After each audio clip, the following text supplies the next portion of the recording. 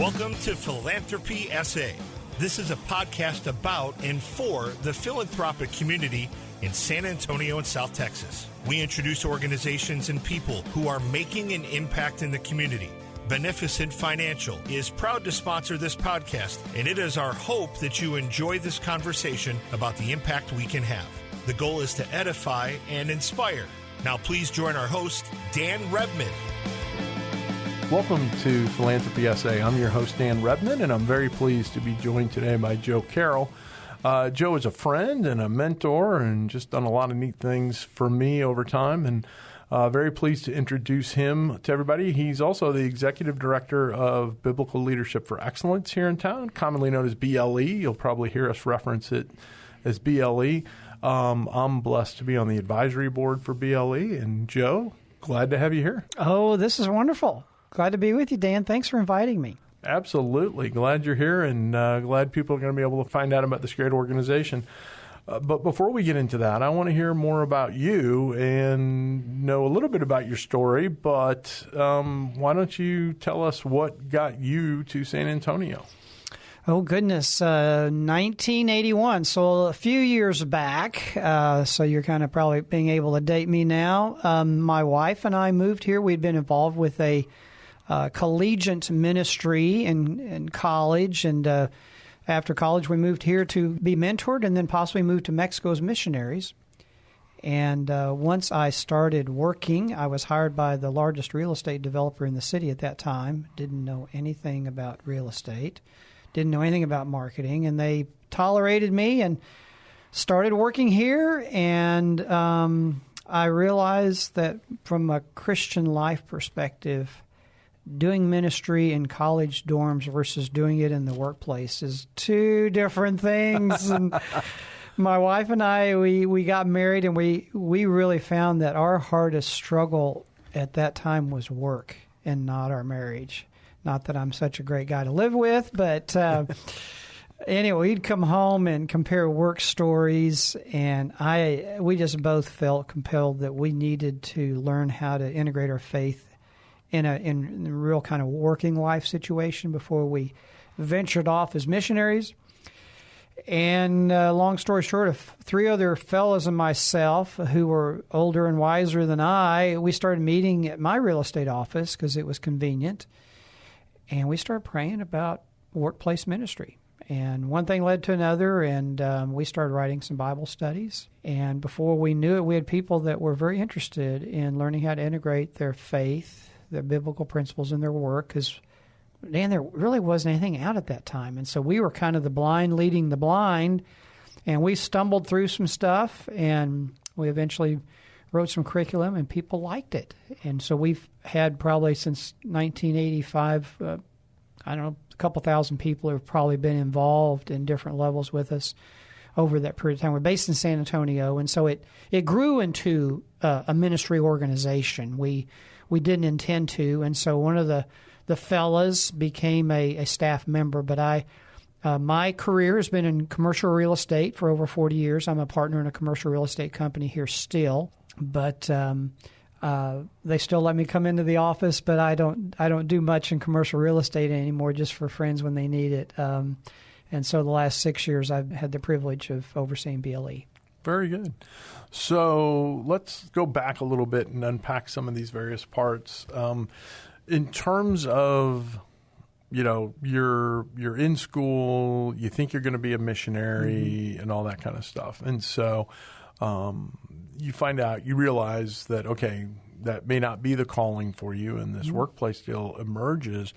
But you're in the workplace every day dealing with real estate and, all that kind of stuff. And you're on the commercial side. And I'm going to go out on a limb as somebody who's spent time in various elements of the business world. And, of course, I was in the military before that. So, some of these people aren't always like the folks that you think of as, oh, you probably were either going to do this or be a missionary, right? You know what I mean? It's kind of like, I'm sure I'm stereotyping a little bit, but, there's probably a rough and tumble element to that business and everything. And so as you're dealing with that, how did you kind of come to terms with how you were going to balance, what you felt God was calling you to do with your day in, day out work? Yeah.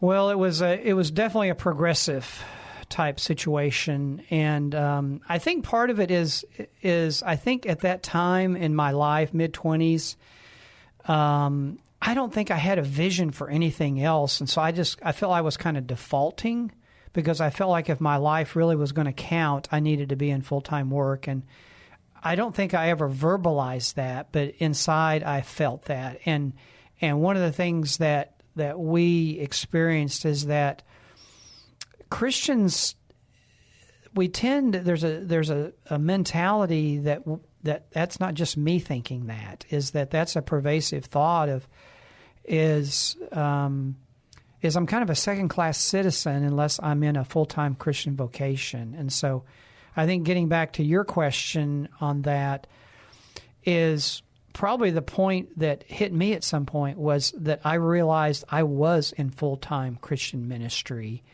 and that just because you have a W-2 that has a mission organization or a church on it, that doesn't mean that I'm not a called missionary. And so that was a groundbreaking part for me.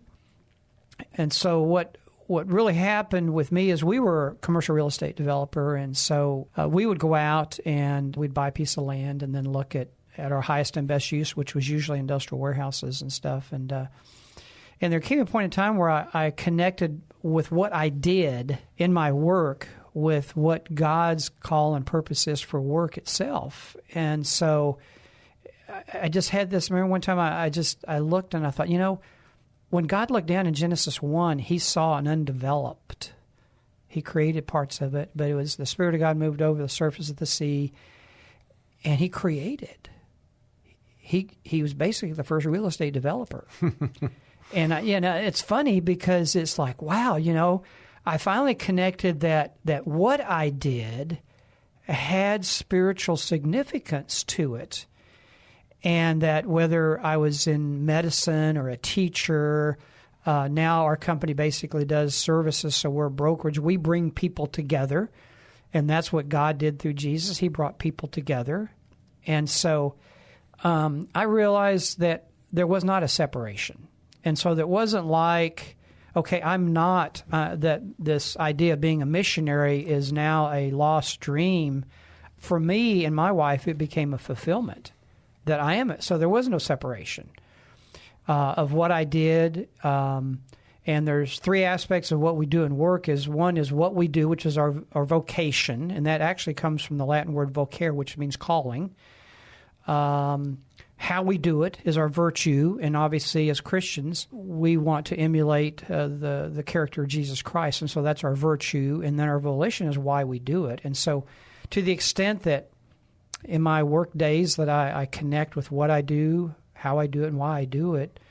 And so like right now, I still do a little bit of real estate, so I'm probably 95% an executive director with a Christian ministry and 5% in a commercial real estate company. And so it's not like I'm 95% called. Right. I'm 100% called. And so for me over the years, there was a progression and change because we ended up I'm the third executive director with BLE, and so there was a point in time where that change did happen, and I did allocate time allocation, but I feel like I'm just as much a missionary whenever I'm wearing a real estate hat as when I'm wearing an executive director hat. They're hats that I wear. No, that makes total sense. Mm-hmm.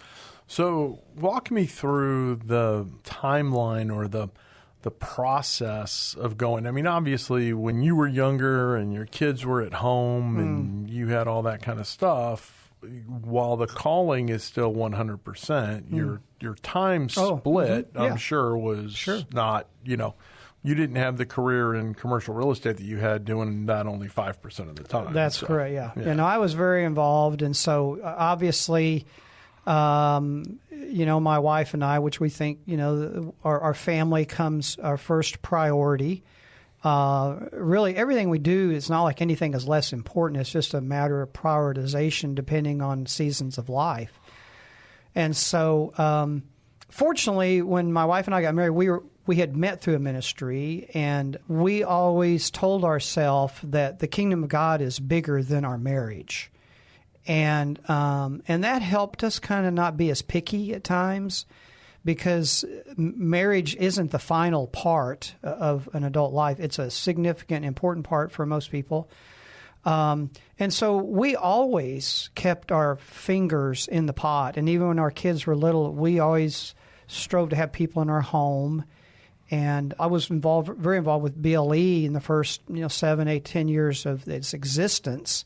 But there's a point in time where I took off my BLE hat. I still ministered to people in my office. As a matter of fact, I was telling somebody the other day, I grew up in the same town with Max Licato. Max, back before he was world popular, he came and did a couple luncheons at my real estate office. And so I always had a perspective that I wanted to reach out to people. And so I did that while I was more in the workplace. Mm-hmm. And so my workplace allocation, pretty much when I left my work, I came home, I was involved with my family. But while I was at work, that was very much a part of my personal ministry of reaching out and getting to know people and learning from them as well. And we saw some amazing things happen in my real estate office. It's just, I think it's a slow process, but just being there with people and for people. There was a young fellow that I mentored, and we would meet like at 6:30 in the morning on Wednesday mornings. I think we did almost every week. And we pulled out the company roster and just prayed for the people in their company. And, and after periods of time, there was one very powerful thing. Actually, he had a real ministry in an older fellow's life there that was very powerful. And so there's difference of time allocation. Obviously, now with my kids grown, I have more allotted time to being involved in the ministry aspect of it.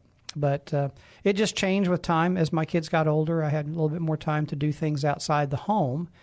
I didn't have basketball games and, club meetings to go to and stuff like that. But I don't know if that answers the question or not. So. No, it does. And everybody's going to approach it differently in terms of, I've talked to people who talk about being intentional about saying, okay, as they get older, they want to spend 10% more of their time on their ministry work or their work outside of that which is paying them. And then that's a gradual way of transitioning them into a life where once they're more, I hate the word retirement, financially autonomous, then they're in a position to be able to do that work, to a greater extent. And so, a lot of the folks that we deal with in philanthropy are full-time, they work in philanthropy. They work for a nonprofit, and this is their paycheck, and this is their career field, and this is what they've done.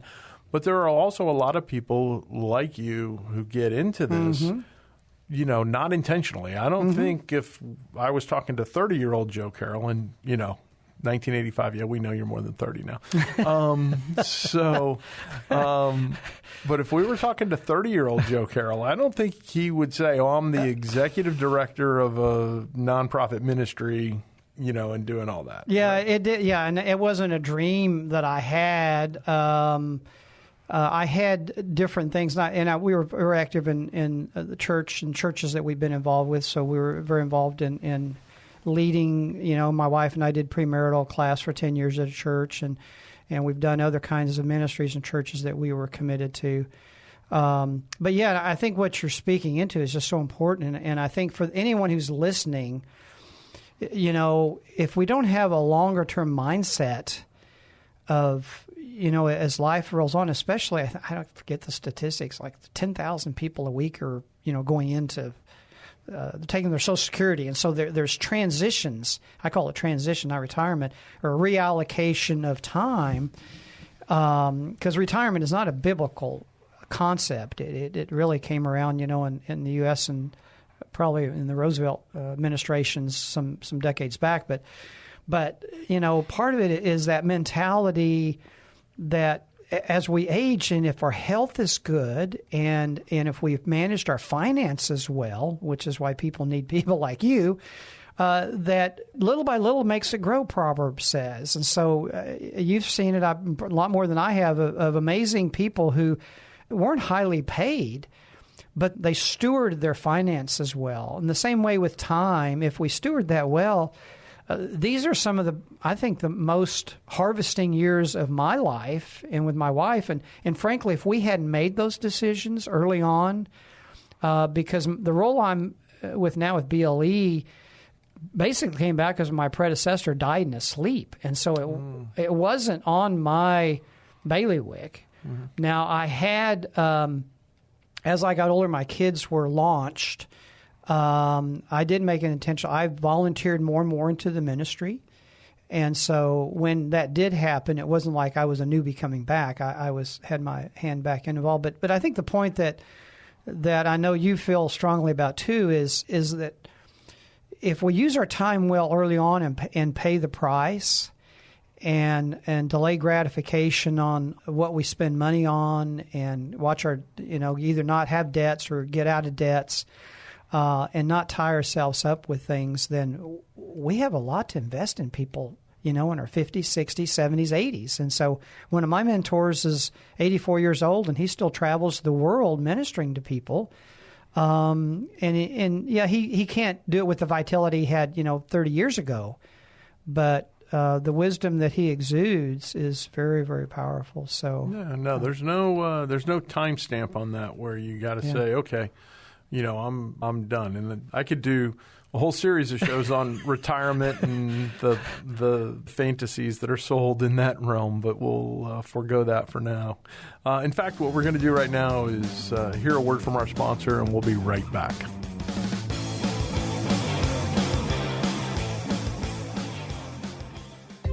Many of you out there care deeply about wanting to make an impact on the world around you. You want to help take care of the people and organizations that are important to you.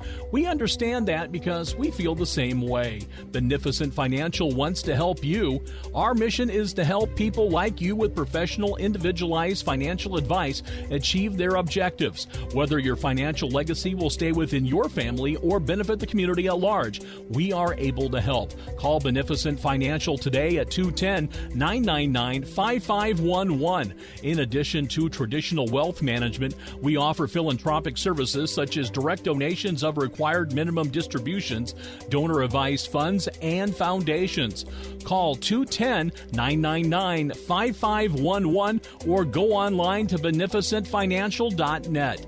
Let us help you do well so you can do good. Securities offered through Momentum Independent Network, member SIPC/FINRA.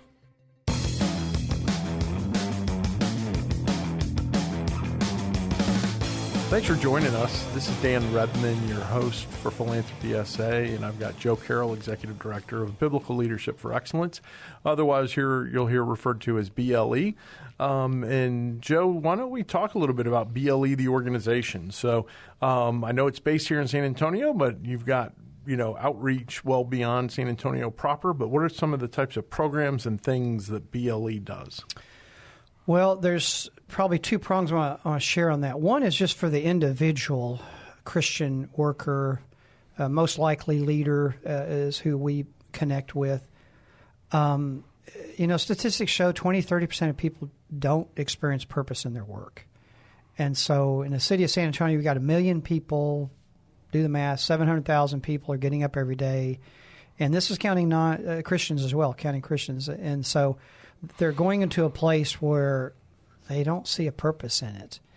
And so we help heighten that level. So by sharing things both in the scriptures of God's purpose for work, anytime you and I connect with our why biblically, the purpose level rises, even in the midst of hard times. And so, we see that with people who've done amazing things, that they can sacrifice a lot when they know there's purpose in it. And so we're that voice out there. And the workplace is, in my opinion, the most disconnected place for Christians to connect with God's purpose in their work.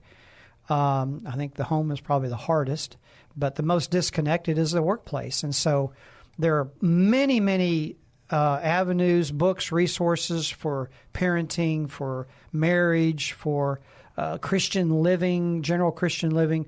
But when it comes to workplace, there just isn't much out there. And so we're a voice in the wilderness somewhat of calling out to, hey, we don't know all the answers, but we have some answers that can really help you. And so for the individual, we can help them elevate that experience in their work.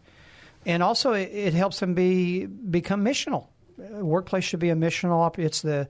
It's the greatest connection of Christians and non-Christians in a normal day-to-day activity is work. And so it's the new neighborhood. And so for us not to be intentionally involved in that we're really missing a lot. And so we help the individual, but we also help invite them into being a part of a community where they can learn from other people. And we, as you know, we're in very, very trying times. And how do we effectively communicate with and contextualize our beliefs in a way that shows respect and honors people where they are? And so that is very, very challenging today. And so we're navigating new waters in that, and we've learned some things. And so we just invite listeners, if you want to gain more purpose in your work and you want to be involved in something that's bigger than yourself in an area that where you live on a day-to-day basis, we're here to help you. Yeah, and so what kind of events and opportunities are there for people to engage with BLE? Well, we have kind of two spheres. One is what we call our inspirational, just visionary events that help open the eyes to say, what if? We have Kingdom Connections usually on a monthly basis. We're connecting with Kingdom Vision, and so we bring people together in different contexts. It could be to hear a speaker. We share a lot of stories in these events. In 2 weeks, we have one for young Christian leaders that will come together, and they get to be a part of a community.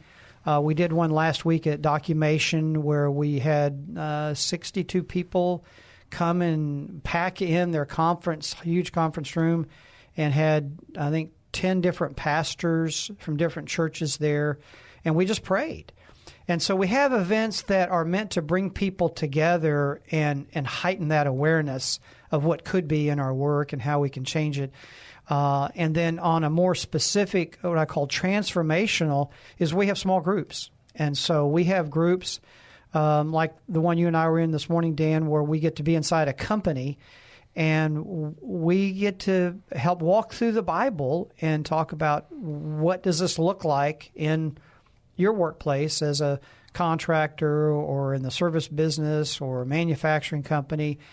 And that is a game changer. When I'm just amazed. It changed my life of when you open the Bible and you pray along with people in the work environment, it brings the church inside everyday life.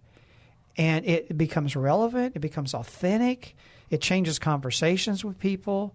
I've seen it over and over again, and it's just very, very powerful. Yeah, no, that's very exciting. So if somebody wants to find out more about this, where should they go in terms of, website, the phone number? I don't know. What information do you want to give folks who want to engage with BLE? Yeah, well, thanks for asking that. Well, our website is BLEonline.org. BLEonline.org. You can get a lot of information on there. We have some free resources there. We have some of our core studies that we developed back in the early 80s are on there for free. We have a university here in town, Hallmark, that uses them. They, I think, have 2 or 3 studies going on right now as electives at the university, Hallmark University. So those can be downloaded for free, and then there's other materials that you can get from us. But if you really want to grow in it, I would suggest you contact us, and you can reach out at info@ble.org, or my email is joe@bleonline.org, and you can reach out to me. Phone number is 210-422-6891. Just call and leave me a message if I can't pick up. I probably won't pick it up since if I don't know who you are, but we'll get back with you. But because I've had people call and there are people say, hey, I want to do something and I don't know what to do. And in some cases, we've seen people who do weird things, and God doesn't call us to weirdness. He calls us to connect with people. And so we can help you take some next steps and either connect you with other people, connect with other leaders, and doing that.